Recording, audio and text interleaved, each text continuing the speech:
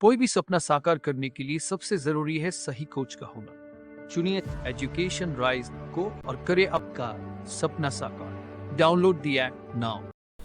Hello everyone, welcome to education rise. आज के इस क्लास में हम इंग्लिश का जो फर्स्ट चैप्टर है 11th क्लास का the portrait of a lady, इसके क्वेश्चन आंसर्स करने जा रहे हैं। आइए देखते हैं इसके क्वेश्चन आंसर्स कंप्लीट। हम यहाँ पर जितने भी क्वेश्चन आंसर्स बनते हैं इसके वो सारे के सारे करेंगे।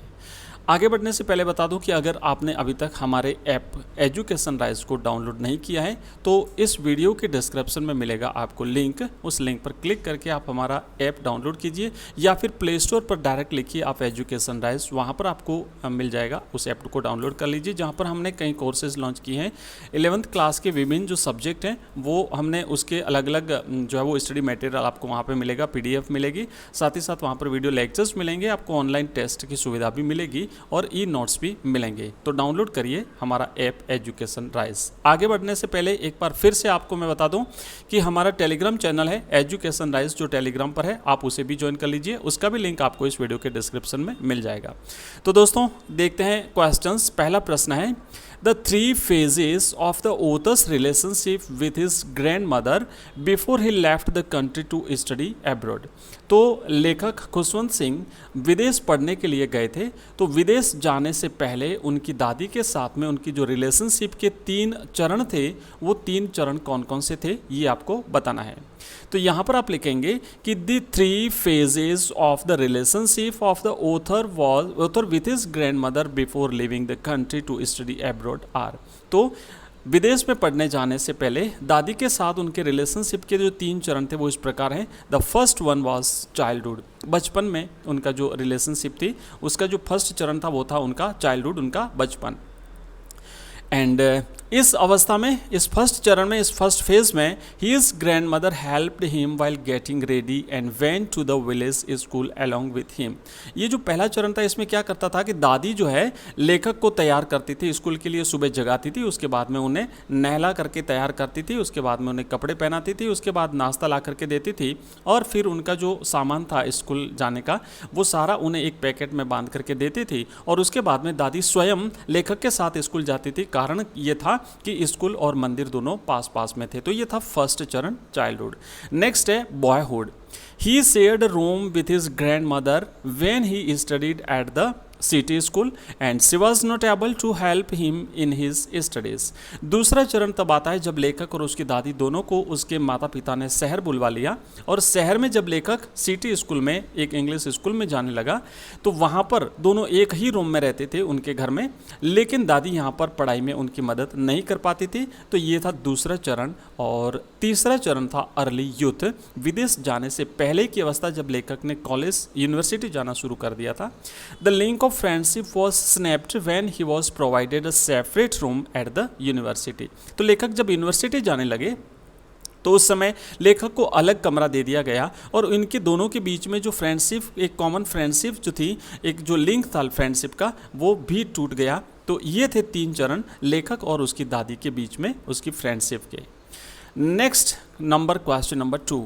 3 reasons why the author's grandmother was disturbed when he started going to city school। जब लेखक का सिटी स्कूल जाना, जब लेखक ने शुरू किया, सिटी के शहर के स्कूल में जब लेखक पढ़ाई करने के लिए जाने लगा तो उसके बाद में दादी डिस्टर्ब क्यों हो गई, क्या कारण था, क्या ऐसे 3 कारण थे जिसकी वजह से दादी परेशान हो गई। तो आप लिखेंगे यहाँ पे कि the 3 reasons why the grandmother of the author was disturbed when he went to the city school are। तो ये 3 कारण इस तरीके से हैं। The first one is she did not like western learnings and science. दादी, बच्चा जब स्कूल से आता था घर, खुशवंत सिंह जब घर आते थे तो दादी पूछती थी बेटा स्कूल में क्या पढ़ाया है। तो खुशवंत सिंह कहते थे कि वहाँ पर हमें वेस्टर्न लर्निंग्स एंड साइंस पढ़ाई जाती है ना। और उन्होंने कहा था आर्किमिडीज के प्रिंसिपल्स पढ़ाए जाते हैं, हमें ग्रेविटी पढ़ाई जाती है, हमें जो कई सारी चीज़ें उन्होंने बताई कि हमें यहाँ पर पढ़ाई जाती है। तो दादी बिल्कुल भी इन चीज़ों को पसंद नहीं करती थी तो दादी को जो परेशानी का कारण स्वाभाविक था। नेक्स्ट जो कारण था वो ये था कि she was hurt when she came to know that there were no scriptures and teachings of God there. दूसरी बात ये थी कि दादी इस बात से परेशान थी कि स्कूल में कोई भी भगवान के बारे में कोई चीज़ नहीं पढ़ाई जाती है, धार्मिक ग्रंथों के बारे में ना, स्क्रिप्चर्स के बारे में कोई चीज़ नहीं पढ़ाई जाती है। तो दादी जो है वो इस बात से भी परेशान हो गई। और तीसरा जो कारण था दादी की परेशानी का, वो सबसे जो महत्वपूर्ण कारण था वो ये था, she did not like music and thought that it was not for gentle folk and decent people। एक दिन जब खुशवंत सिंह ने कहा कि दादी हमें स्कूल में म्यूज़िक सिखाया जाता है, तो दादी बहुत ज़्यादा परेशान हो गई। दादी ने सोचा कि ये भद्र लोगों का काम नहीं है, ये हमारे जैसे लोगों का काम नहीं है। And it was the monopoly of beggars and prostitutes. ये जो म्यूजिक है ये भिखारियों और वैश्याओं का काम है, भिखारियों और वैश्याओं का इस पर एकाधिकार है, ये अच्छे लोगों का काम नहीं है। दादी बहुत ज़्यादा अपसेट हो गई उस दिन। तो ये 3 कारण थे जिस वजह से दादी परेशान हो गई थी। Next question number 3 ways in which the author's grandmother spent her days after he grew up। लेखक जब बड़ा हो गया तो उसके बाद में वो 3 कौन से तरीके थे जो कि दादी व्यतीत करती थी अपना दिन बिताने के लिए। 3 तरीके कौन कौन से थे? 3 ways how the grandmother of author spent her days after he grew up are। तो वो 3 तरीके इस प्रकार है। The first one is she accepted the loneliness and lived unaccompanied in the room। तो दादी ने फिर क्या किया कि अपनी एकांतता को स्वीकार कर लिया। लेखक और दादी जब दोनों अलग अलग रहने लगे, उसके बाद में दादी ने अपनी एकांतता को स्वीकार कर लिया and lived unaccompanied in the room, और अकेली अपने कमरे में रहने लगी। Number 2, she would recite prayers while sitting at the spinning wheel. वो दिन भर जब चरखे पे सूत काटती थी, चरखा चलाती थी, उस दौरान लगातार अपनी प्रार्थनाएं बोलती रहती थी। प्रार्थनाएं बोल बोल करके 24 घंटे अपना जो वो समय व्यतीत करती थी। And the third one is for half an hour she fed the sparrows in the afternoon. आधा घंटा जो होता था दिन में, दोपहर में जो आधा घंटा होता था, उस समय वो क्या करती थी कि जो गौरैया होती थी दिन वहाँ पे आती थी दिन में, तो दादी उनको ब्रेड के टुकड़े काट काट करके उन्हें खिलाती थी। और दादी के दिन का जो हैप्पीएस्ट आवर होता था, सबसे अच्छा समय जो है दादी का जो होता था, वो यही आधा घंटा होता था जब दादी इन स्पैरोज को ब्रेड के टुकड़े खिलाती थी। तो ये 3 तरीके थे जिस वजह से या फिर जिनके माध्यम से दादी ने अपना समय बिताना शुरू कर दिया था। Next question number 4, the odd way in which the author's grand mother behaved just before she died. मरने से पहले लेखक की दादी ने जो बिहेव किया था, जो व्यवहार किया था, वो तरीका कौन सा था? द ओड वे, वो जो विचित्र तरीका था वो क्या था? The grand mother of the author did not speak to them before her death. मृत्यु से पहले लेखक की दादी ने सभी से बात करना बंद कर दिया था। उसने कहा कि the closing of my the last chapter of my life, मेरे जीवन के अंतिम अध्याय के समाप्त होने से कुछ घंटे पहले, है ना, जो कुछ घंटे बचे हैं, तो आप मुझे बातचीत मत कराइए, बल्कि मुझे अपना काम करने दीजिए, मुझे प्रार्थना बोलने दीजिए। तो उसने बातचीत करना बंद कर दिया। The previous night she did not pray while singing home coming songs and beating the drum. और जो पूर्व रात्रि थी, मरने से पहले वाली जो रात्रि थी, उस रात्रि दादी ने बिल्कुल भी बात किसी से नहीं करी, बल्कि आसपास की जो महिलाएं थी उनको इकट्ठा किया और होम कमिंग ऑफ वॉरियर्स जो सॉन्ग था उसको गाया, और साथ ही साथ एक जो ड्रम था उस ड्रम को दादी ने बजाया।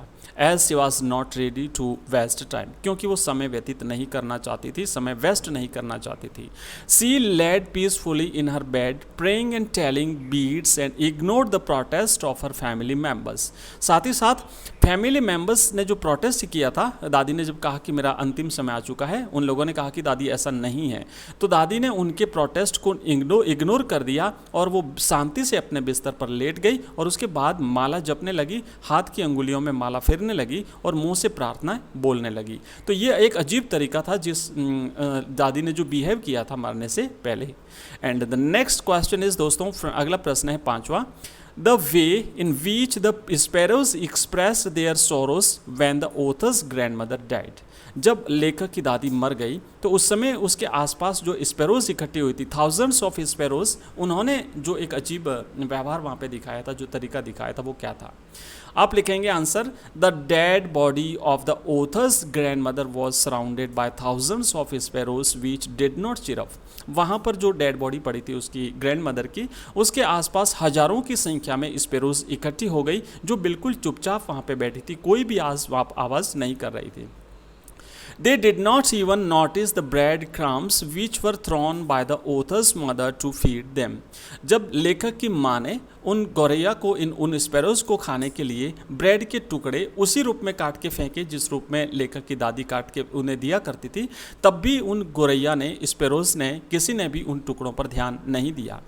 They quietly flew away once the corpse of the grandmother was carried away. जब लेखक की दादी की डेड बॉडी को ले जाया गया, उसके बाद में वो सारी गौरैयाएँ, सारी स्पैरोज बिना कुछ बोले, चुपचाप आवाज़ किए बिना वहाँ से उड़ करके चली गई. हैंड्स. इस प्रकार this way the sparrows expressed their sorrow when the author's grandmother died. तो इस तरीके से उन्होंने एक्सप्रेस किया था.